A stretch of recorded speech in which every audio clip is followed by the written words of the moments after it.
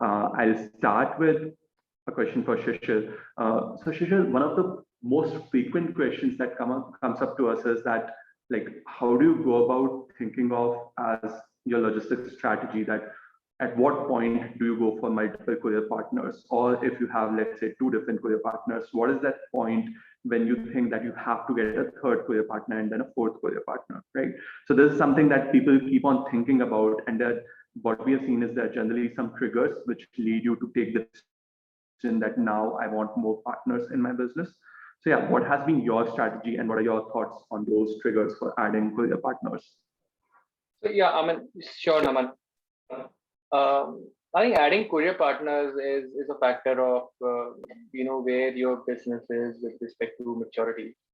Whether you've just started or you have started optimizing your marketing funnel, and now is the time when you can start looking at optimizing your cost of operations, logistics, or fulfillment. And the third is subsequently a scale where you want to go to a 10x the kind of a scale every year, and at the same time you want to reduce your operating costs. I think these are the three factors, and the choice is very different across all these journeys. For example, in the initial years, you want your and basically the decision that one has to take is, how do I want to balance my network? Do I want to balance my network towards service, or do I want to balance my network towards cost? Right? I think in the initial years, when the business just started, it makes sense to go to a customer-focused network, which may come a little expensive, but it is okay. It's okay, and you just tie up with one large courier partner who's reliable, who can service at least 20,000 pin codes, both in forward and and reverse. So I think that's where you learn and you build some history around who your customers are, what is the need, what is the requirement, and post that, when you feel that now is the time when you optimize the marketing funnel, and which is kind of an oxymoron also, because marketing funnel keeps on optimizing, so there is no way you achieve that.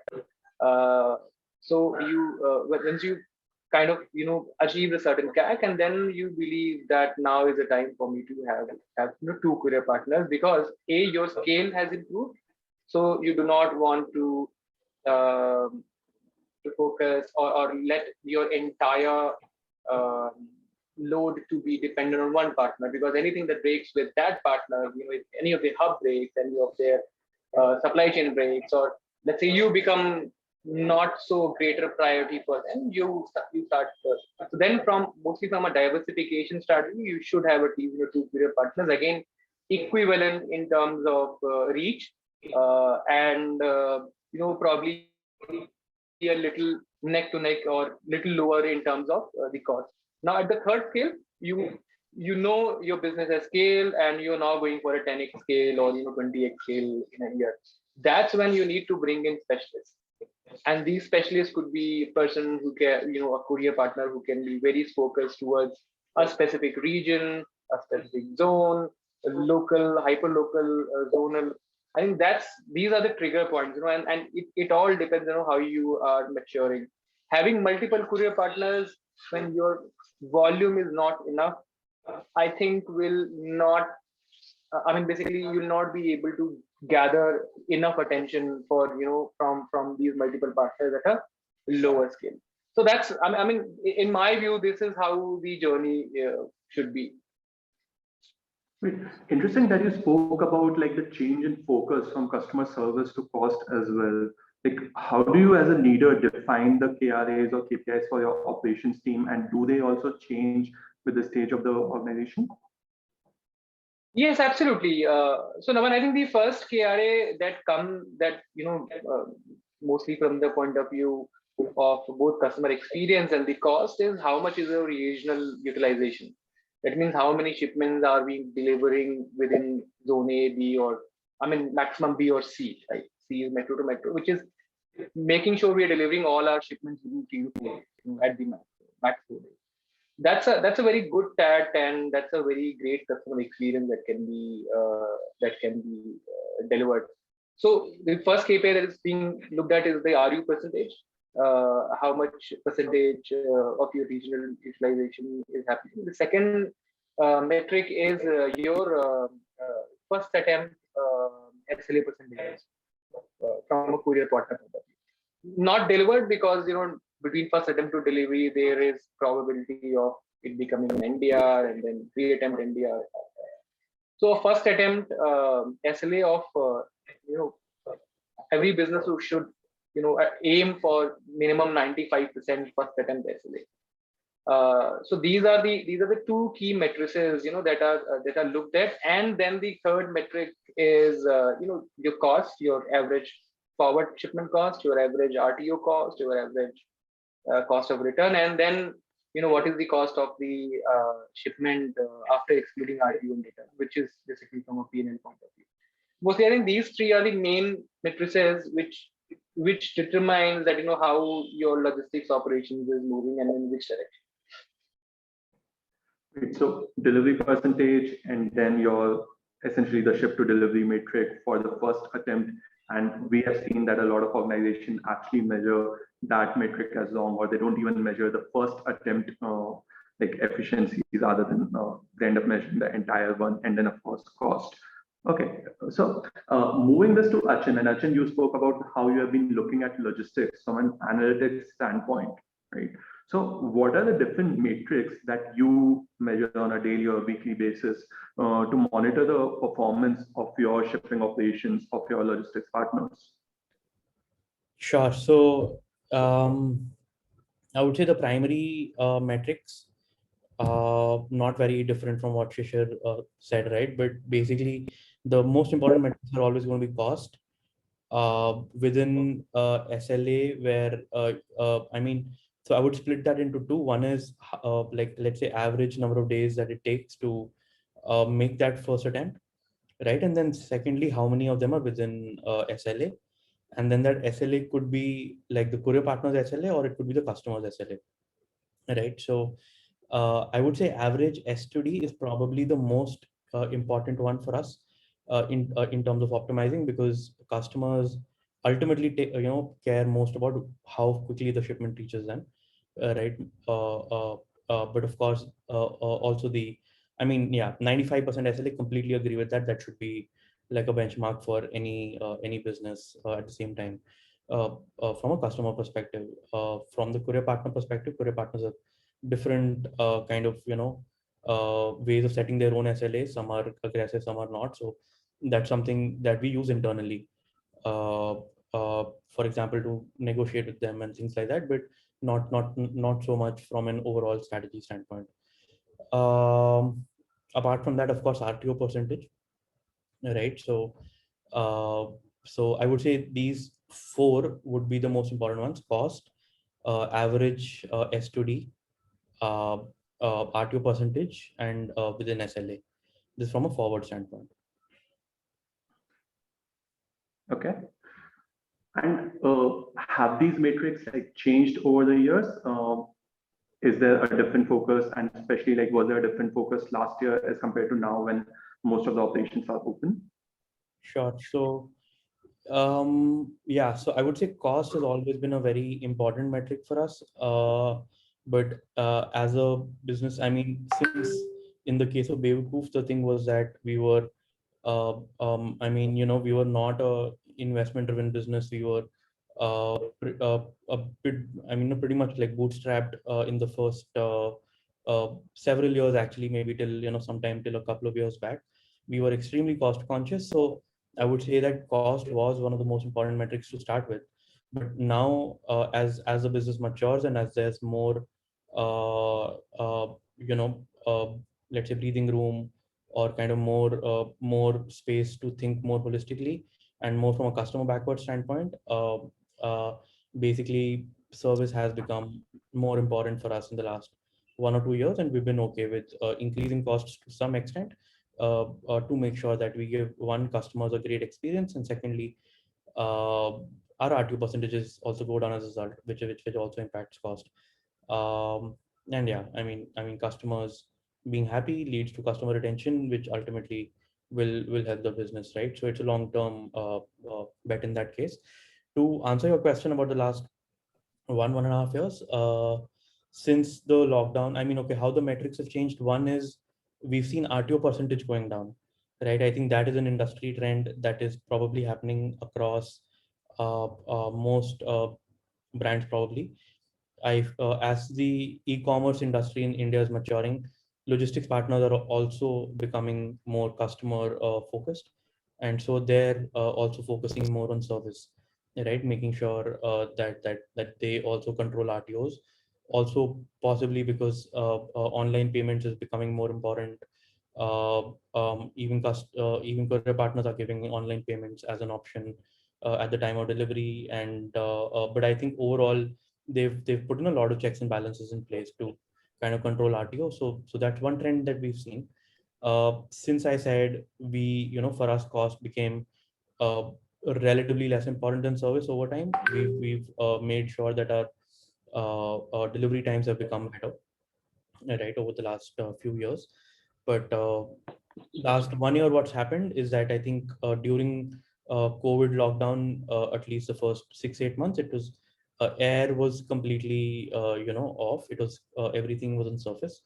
So that time we saw delivery times, of course, going up, and that we see that the industry is still recovering from that. Like it's not back to normal. So our S2D is definitely a little higher than it used to be a couple of years back, even though RTO rates somehow haven't gone up. Now, as you would expect with higher S2Ds, could be a customer behavior change or something like that, but we've seen that that's been in control. Interesting. Like one thing that we've seen is that since most of the people are like at home and they haven't been traveling, we have seen a drop in like address issues, also customer unavailable as a reason for RTO over the past like 1 year or so. And since we are on the topic of RTO, and like in the entire registrations, 75% of people were from e-commerce companies, most of them doing more than $1 million GMV right now. So I'll just open up a poll to kind of check that what are the RTO rates right now for people who are working or running an e-commerce business. So the poll has been launched. Would request all the attendees to like share their responses. We'll keep it running for 30 seconds and then we'll end the poll. This will be very exciting to see actually.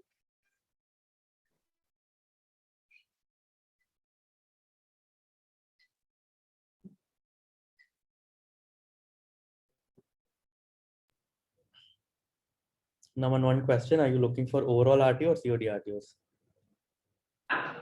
Okay, so right now it's overall RTOs. Yeah, should be overall.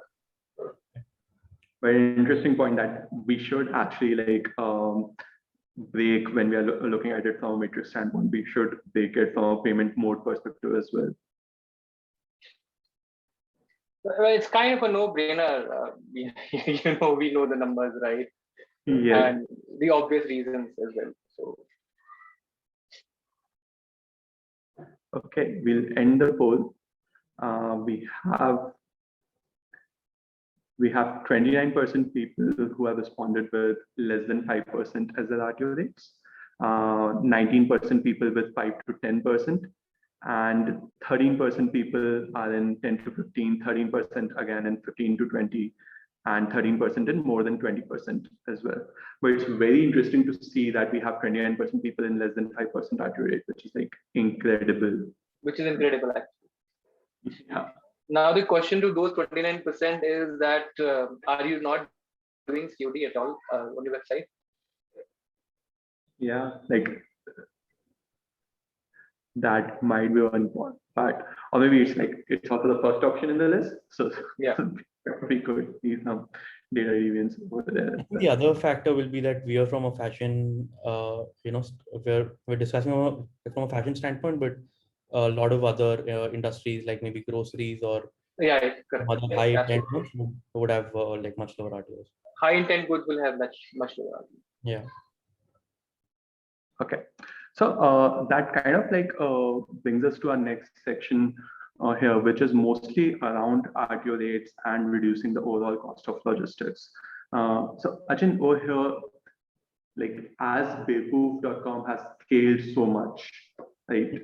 What are the key 2 or 3 initiatives that you have taken that has actually decreased your fulfillment cost significantly? Like what would be those top 2, 3 initiatives? Right. So I guess the most important one that I have to call out is having multiple fulfillment centers. Right. So because I mean, for several reasons, but because we used to manufacture a lot of the, like majority of what we used to sell, we had a manufacturing unit in like Bhiwandi, and we had a fulfillment center also next to it. And, it was a simple kind of operations, which always makes sense in the beginning of a business.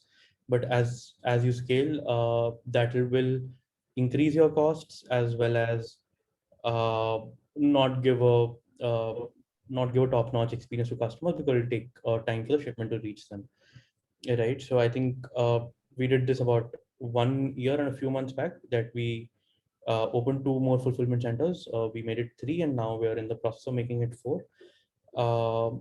I think that is the one huge kind of step in did decrease logistics cost to some extent, but improved our customer experience and also decreased RTOs to an extent because of like faster delivery times. Right. So that's one thing I'll call out.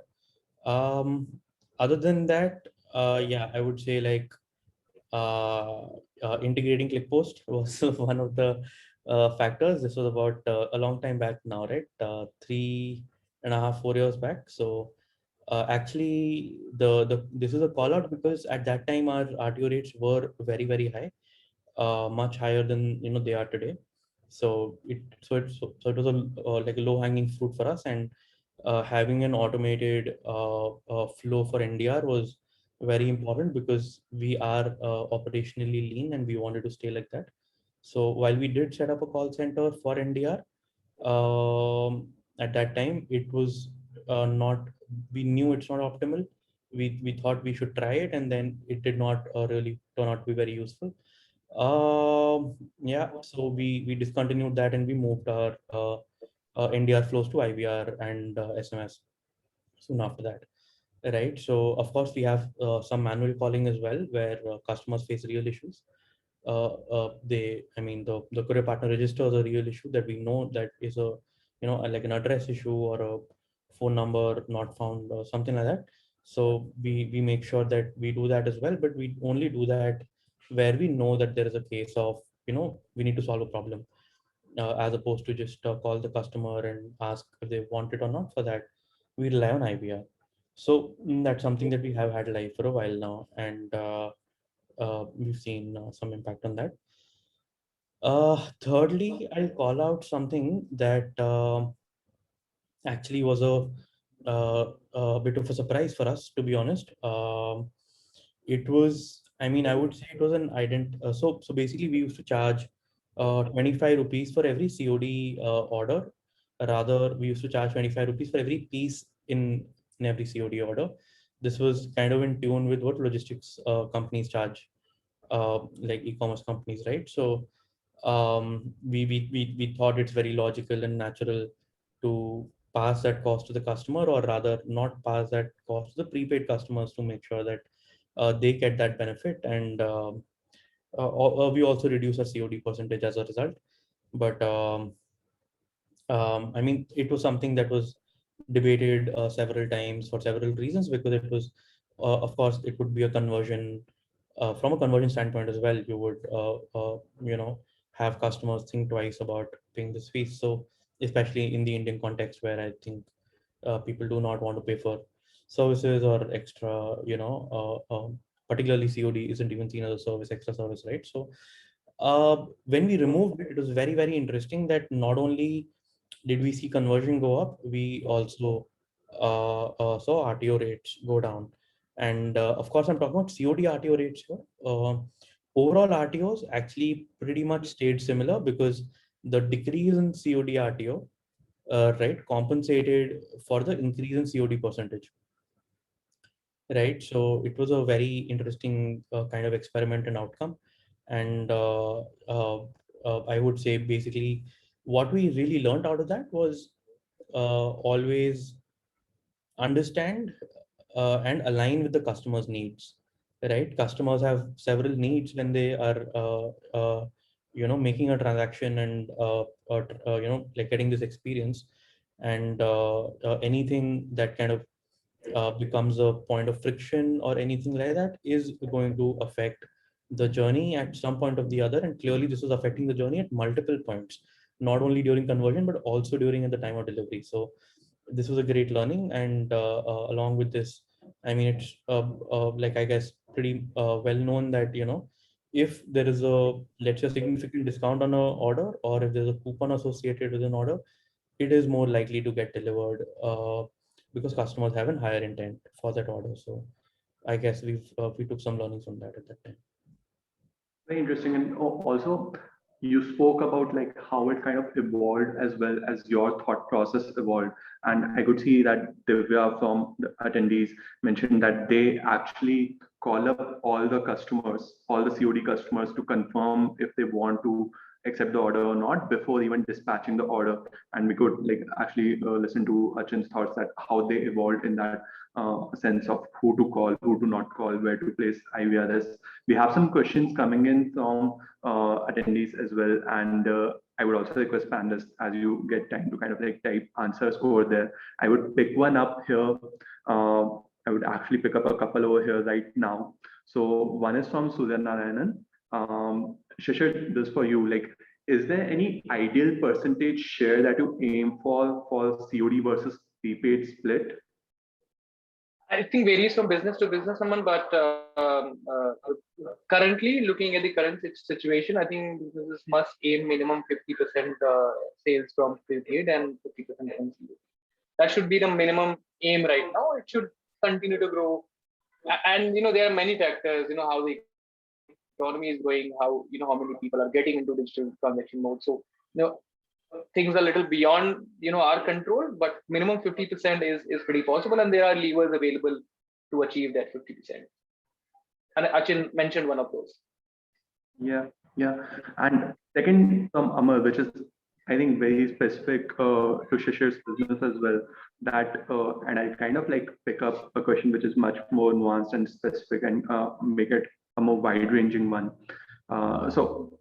Everyone is talking about omni-channel fulfillment. Everyone is talking about like using stores as pickup locations and delivering. And I think I can safely say that Arvind is probably the most advanced in that journey in all of the Indian fashion houses, at least. What are the best practices? And one, like what have you done to kind of like improve efficiency in that model? We've learned it very hard way actually.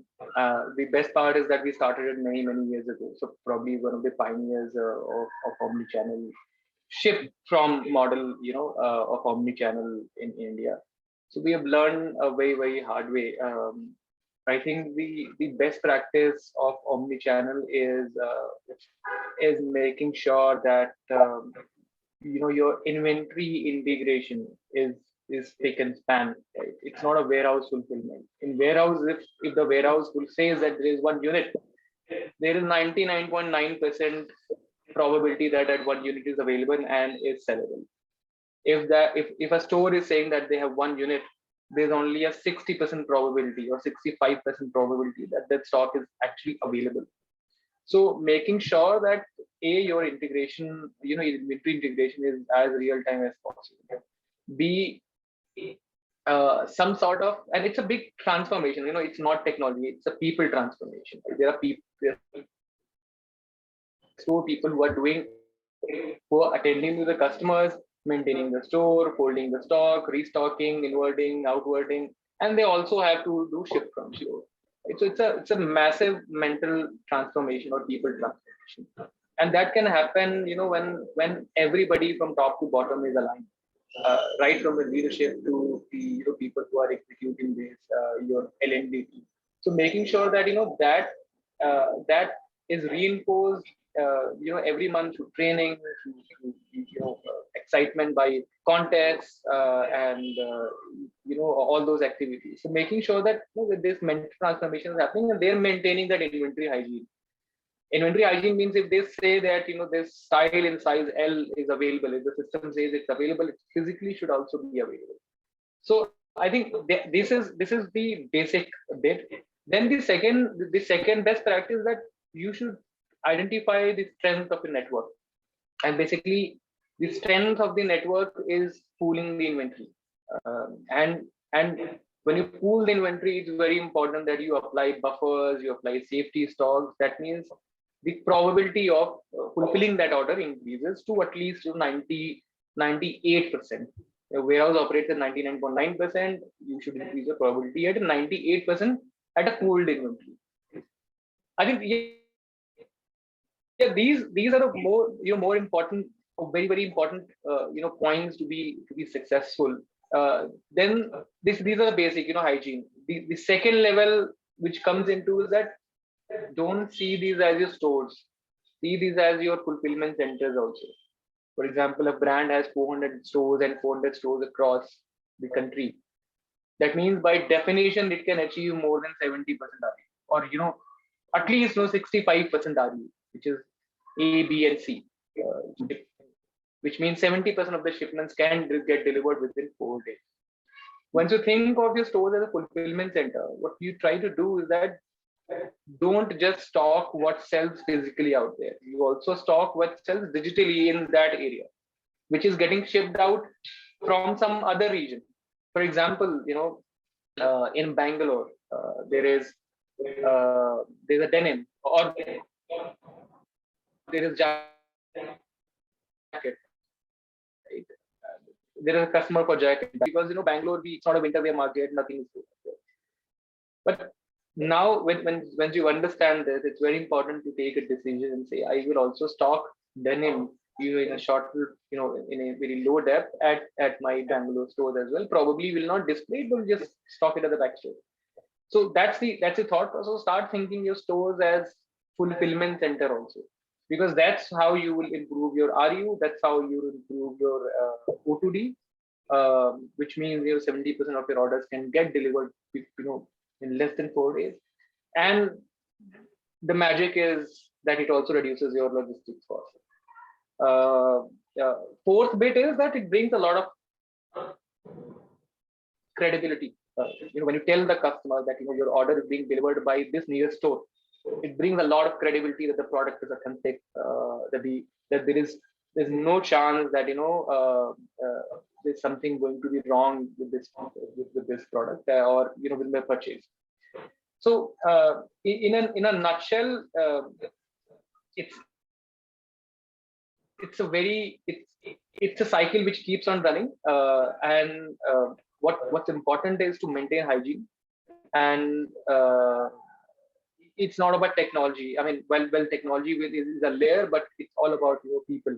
It's all about how you transform those people. We're talking about 400 stores into on an average of 8 staff. We're talking about 3,200 people.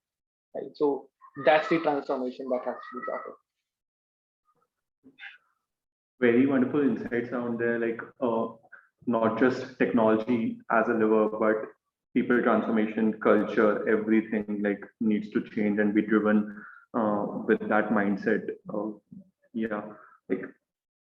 So on the topic of cost, when we speak to heads of supply chain, so CEOs, they always speak about one direct cost, which is the logistics bill or your packaging bill, warehousing bill. And second is more of the indirect costs, and indirect costs, they put it that there would be RTOs. The other major indirect cost would be your support cost to be able to actually answer all those tickets around bad delivery experiences, right? So Ajin, this one to you, what percentage share of tickets you get are around logistics or post-order grievances from customers? And if you can speak a bit about what does that cost look like to solve those tickets, and how have you gone about improving that mechanism as well? Sure. In terms of Tickets flow, I would say about half the tickets are related to forwards and returns, but yeah, returns has a big bit of maybe a mix of refund as well. So I would say about 35% forward and maybe 15-20% for return refunds, right? So that's a rough breakup. It is a majority of the tickets that are are related to this, so definitely like a pain point there. How do we okay, the cost is ballpark figure that I give would be around between 15 and 25 in terms of solving for a ticket, right? And this has gone up slightly over time because earlier we were purely on an email, medium. Now we call back customers as well. If we see that they have a, like a valid real pain point, then we call to understand their like point of view before, we start exchanging a lot of mails and asking for a lot of information. And yeah, we are gearing up to increase this further because we are planning to introduce live chat and possibly a callback feature couple of quarters down the line, right? Live chat sooner than that and like call back later. Yeah, to answer your question on how do you control this, right? There is no uh, kind of escaping the fact that you can't compromise. There are no shortcuts, right? So the first thing is to give your customers one a great experience as far as possible, right? Stick to your promises. Uh, Secondly, uh, communicate really well, right? So be proactive in your communication. If there's a delay, call out that there's a delay, right? Don't wait for the customer to come and ask you, right? Of course, you'll have to make sure that your delays are below, let's say, a few percent, right? And hence promise well. But as soon as that gets breached, the customer will not feel good, will reach out to you, will have maybe some like some event that they're going to miss, maybe a Goa trip or maybe something or the other, depending on your use case. You don't want that to happen. So be proactive in your communications. Communicate across channels. So we started communicating, order shipped, order delayed on app notifications as well, maybe 8-10 months ago, and we saw that it did lead to a positive experience in the fact that more customers were liable, were like likely to see it compared to an SMS or an email, and that led to like a reduction of tickets to some extent. So that's one. And yeah, and then secondly, equip your customer care team really well, right? They should have good tools. They should have like a lot of information, and then they should be empowered to make exceptions as and where required to go the extra mile for the customers. And of course the whole customer, I mean, I already mentioned it, but yeah, the customer touch point journey, ideally you want to be as close to the customer as possible, right?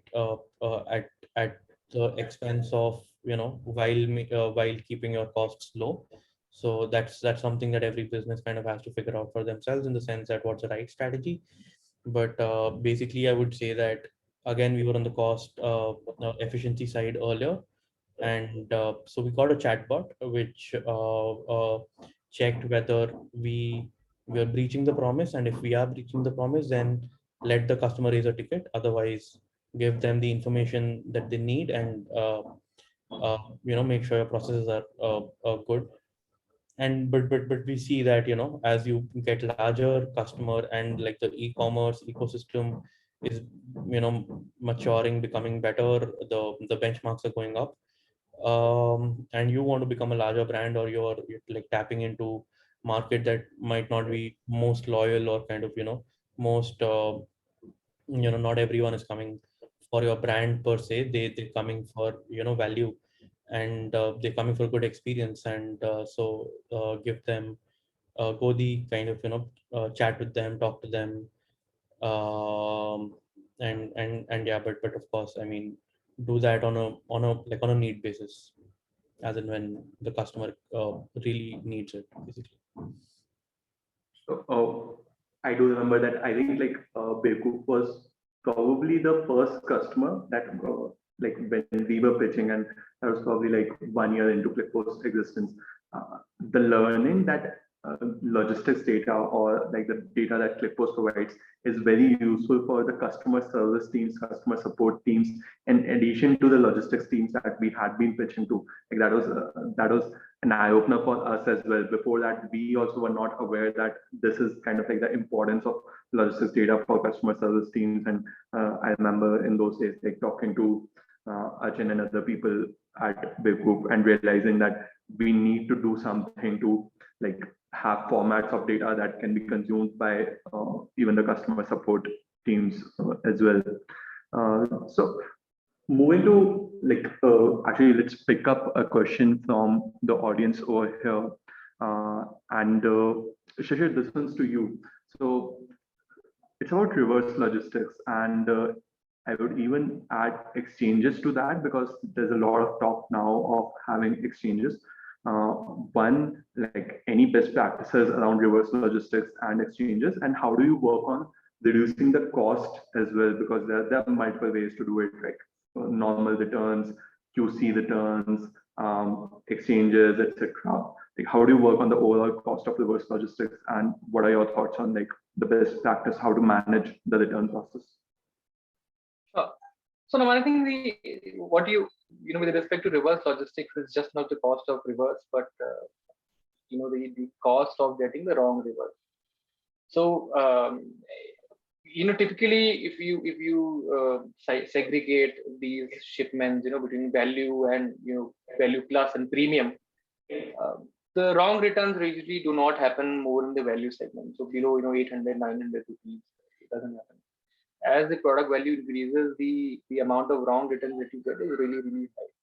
So somehow the decision of having QC versus non-QC return bases on your understanding of the data, whether the amount of wrong returns you're getting versus the amount of money you have to pay for QC returns.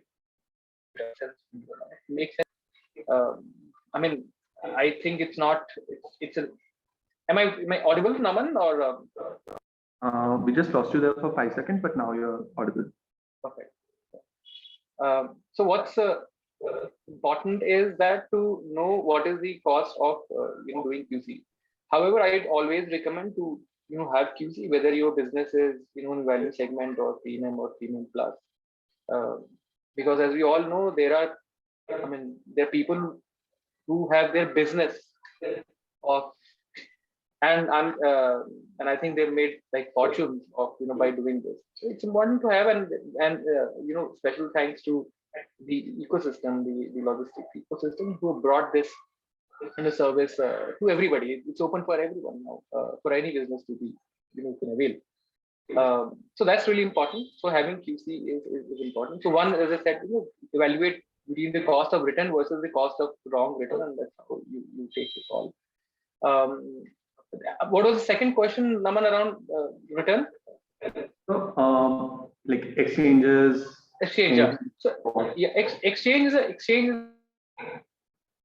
extremely important use case for fashion. While it can be treated as a return only because ultimately you are spending money in delivering that product and picking that product, but just understand from a user point of view or your marketing efficiency point of view, you still retain that user. And if you retain that user, he's going to get repeat with you in next 3 months, 4 months, 5 months, 6 months. So it's very, very important, and it's an important use case. However, if we talk about the logistics ecosystem, not everybody has been able to crack this.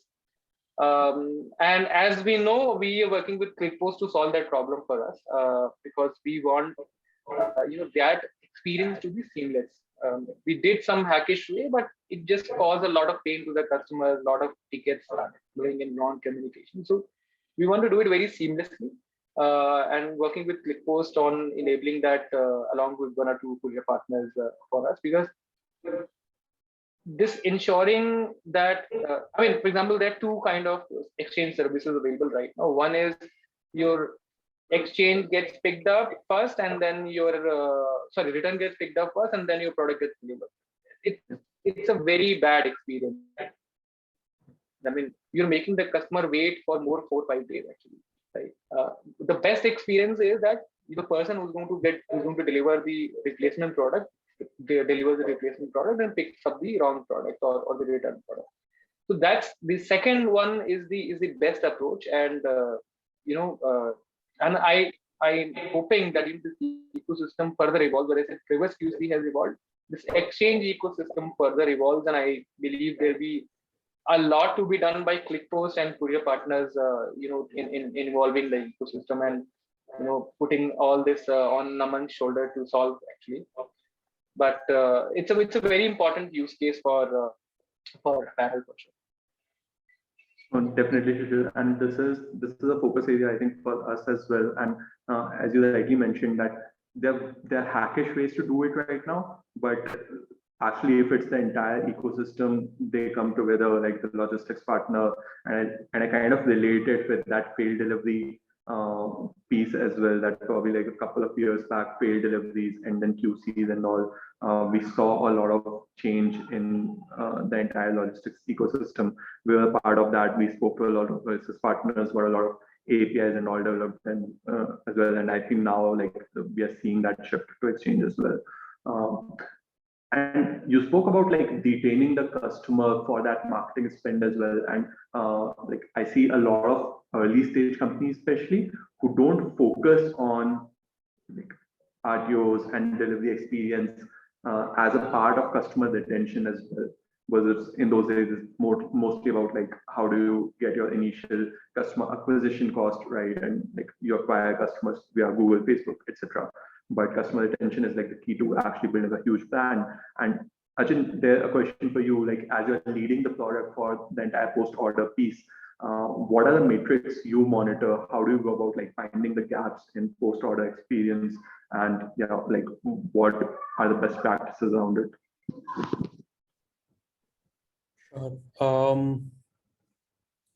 I would say like the two most important metrics are order fulfillment rate and customer contacts per order.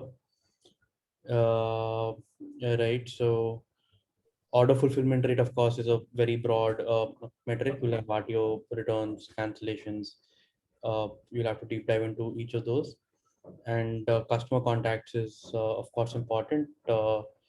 Contacts take time to solve, time and money to solve, and also customers contacting is never a good experience for the customer themselves. Right. So these are two metrics. Beyond this, I would say that we look at the positive response rate on the queries. When the customer care team solves a query, we check for the positive response rate, because we've realized that that's not so much a metric for the customer service team. That's more a metric for the business, because if a query is not resolved, if the customer is facing an issue, there is nothing that the customer service team can tell them to make them happy.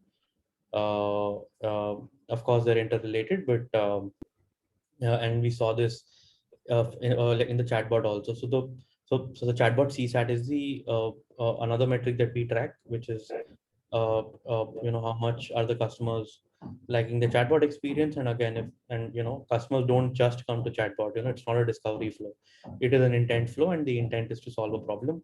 If the problem and a chatbot can't do a lot except convey information. If an order is delayed, they will probably leave a negative rating.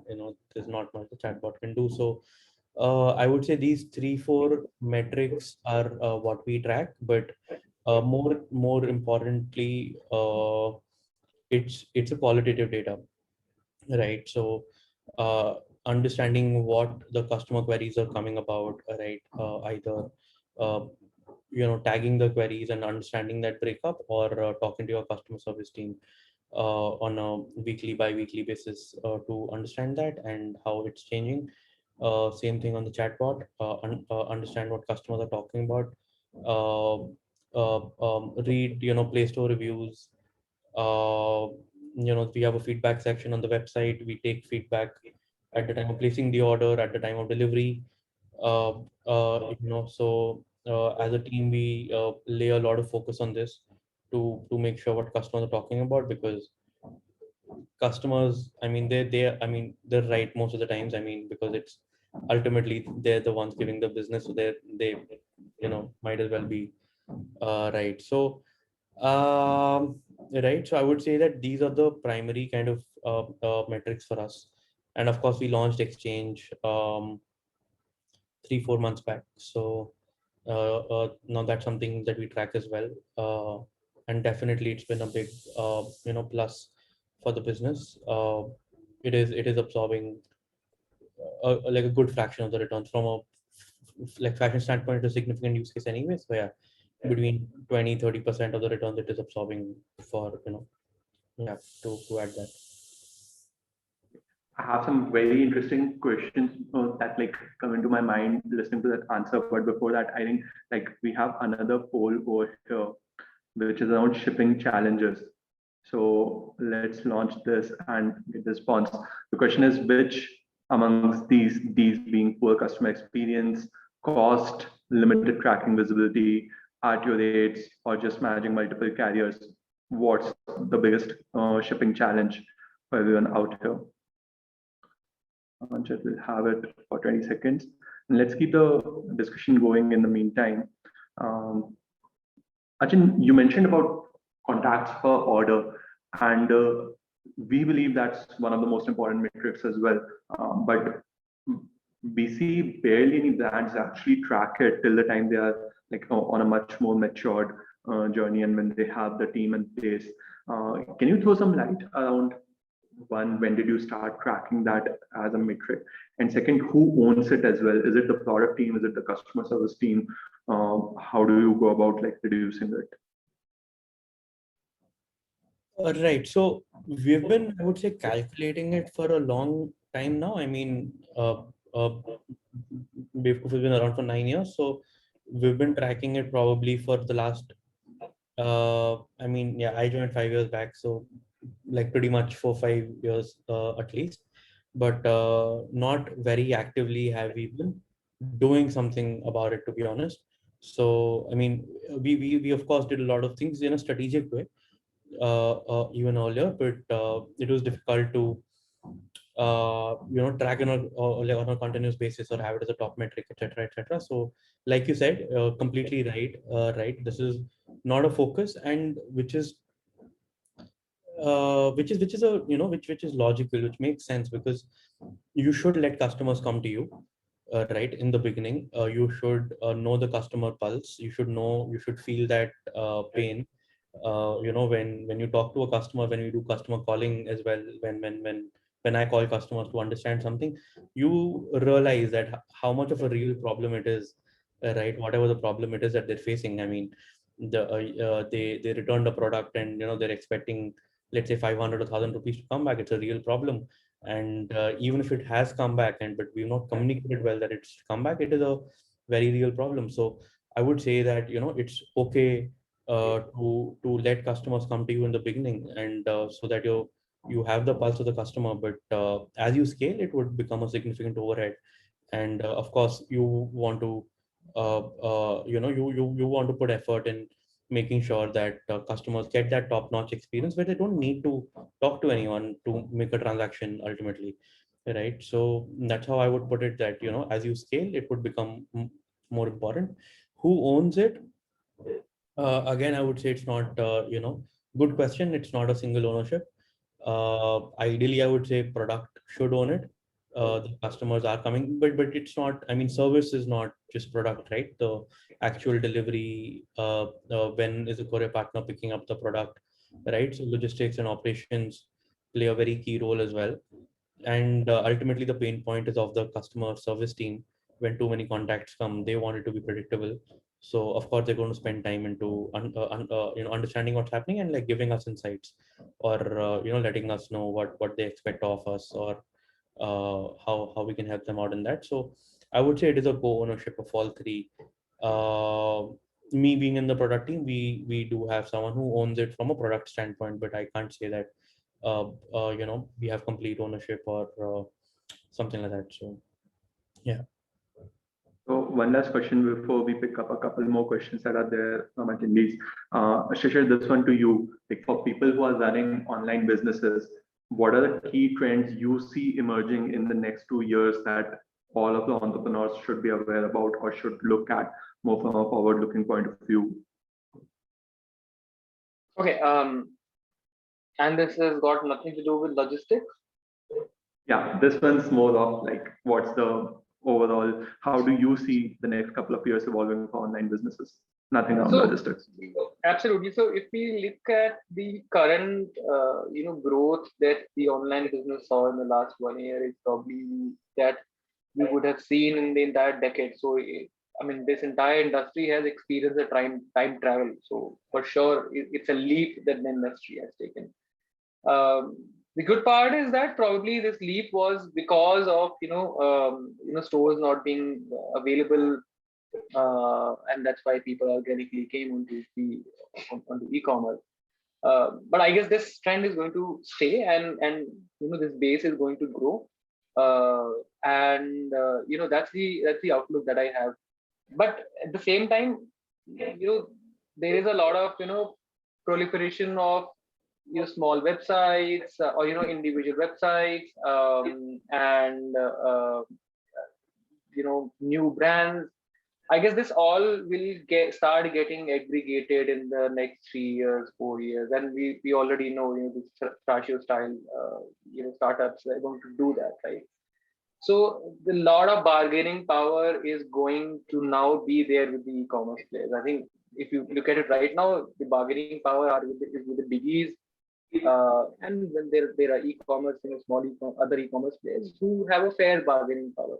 But this aggregation or this consolidation will bring a larger bargaining power, and is going to further help the ecosystem, and mostly from both pre-order and post-order ecosystem. So a lot of marketing automation is going to come in.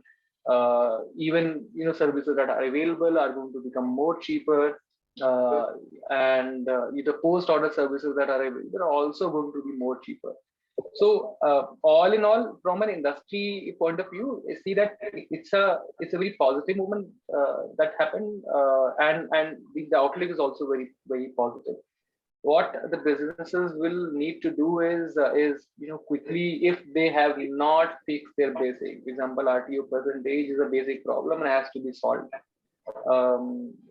Very high cost of logistics or high delivery timeline is a problem that needs to be solved. I think that's what is going to distinguish businesses in the coming years, because gone are the days. I mean, right now the expected timelines for grocery delivery is 19 minutes, and we see newspaper ads every day, 19, 18, 21, 22 minutes. So I think it's going to come down further. That means that the customer expectation is not that for a fashion product or for a low intent product they'll be ready to wait for 4 to 5 days or 6 days, 7 days, 7 days. Next day delivery, same day delivery is going to be the future, and that means businesses have to think through their entire supply chain network. That's what is going to be very critical here. It's while the time travel has happened, but the gear shift of e-commerce players has not happened that fast, and it needs to happen. So we were still grappling. I mean, Achin will agree that last year, July to August, September, while they were good, but these are nightmare, right? We never expected the volumes to be 10x, 15x. We're not prepared. Nobody is geared up for that. Right? So we also have to change our gear and be ready, and make sure that our service, our user experience is top notch. Otherwise, this consolidation is going to change a lot of data. And I think these are very interesting times. As you mentioned, there's going to be a lot of change in like who holds the power in this entire ecosystem. And as e-commerce grows, we'll see a lot of things changing to support e-commerce, rather like the world itself driving itself towards e-commerce. We'll pick up just like a couple of questions from attendees before closing the session.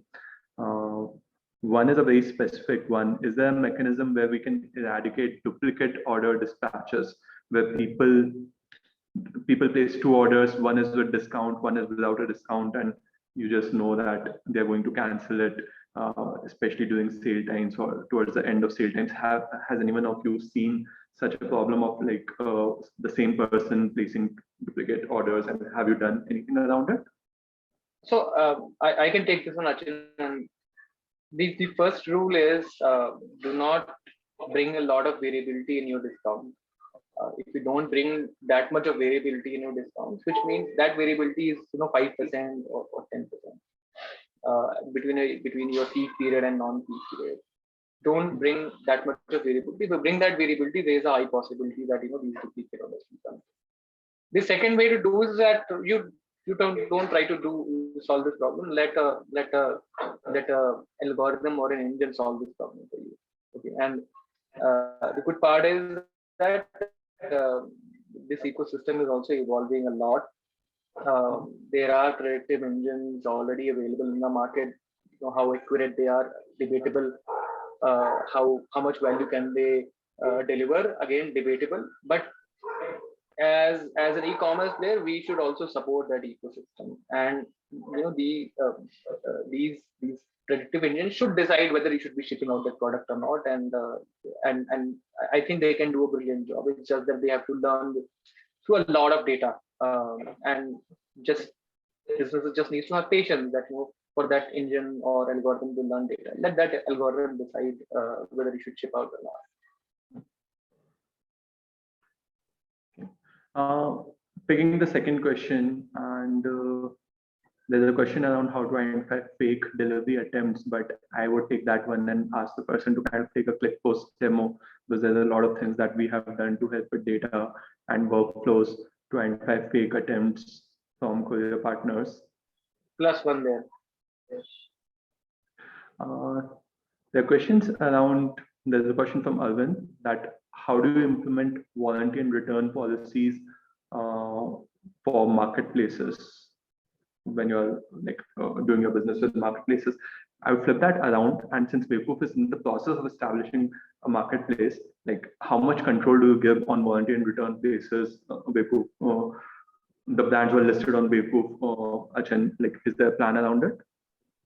Sure. So a valid question, because I would say that there is always going to be this pain point, because every platform wants to think customer backwards, right? So if you're on Flipkart or Amazon or Webproof for that matter, it doesn't, you're a Webproof customer or you're an Amazon customer, you want things to be predictable, right? You want to, I mean, I am at least a strong proponent in terms of, you don't want, I mean, you don't want your customers to have too many questions while placing the order, right? So you want to have standard return policies. So, we're still in the process of getting into a lot of categories that you'll probably see coming up in the next 6 to 12 months. But till now, we are still highly fashion focused. Personal care has been launched. Electronics is being launched. So, and of course, these have to have different return policies, right? So it's already complicated, right? We don't want to complicate it further by saying that different brands or different products within the same category can have a different return policy or like a warranty, the manufacturer's warranty, I would say. So that's always on the manufacturer. So different marketplaces should support different warranties, but return policies, yes, I would say that we endeavor as well to keep it standard for a super category. Okay. Have you seen pushback from brands around it, and like how do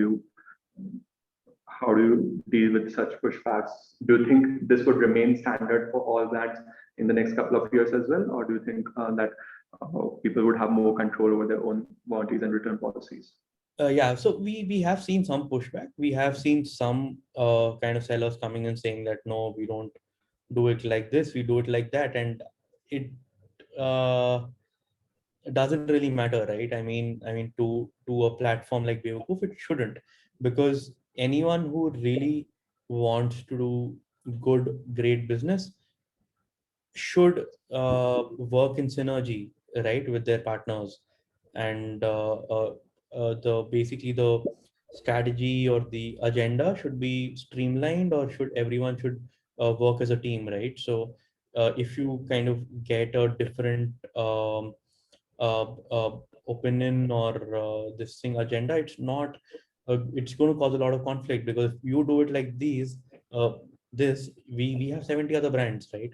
Amazon probably has a few 100,000, maybe millions, I'm not sure, right? So it's going to be impossible to have a conversation with each of them and ask for their preferences, right? And it's not going to be a good idea to really complicate it for the customer and kind of give them an open hand. We of course make exceptions, it's not like we do not, but it has to be for a valid point, right? So some orders are going to be, let's say, made to order, right? Some products are customizable, right? So when things like this happen, it's a very valid use case and we have to do something differently. But if the value offering is not different, then the policies should ideally also not be different, uh, purely from a customer backwards approach. So we're already over time. I think I would end the session now. Again, thanks Achin, thanks Shishir.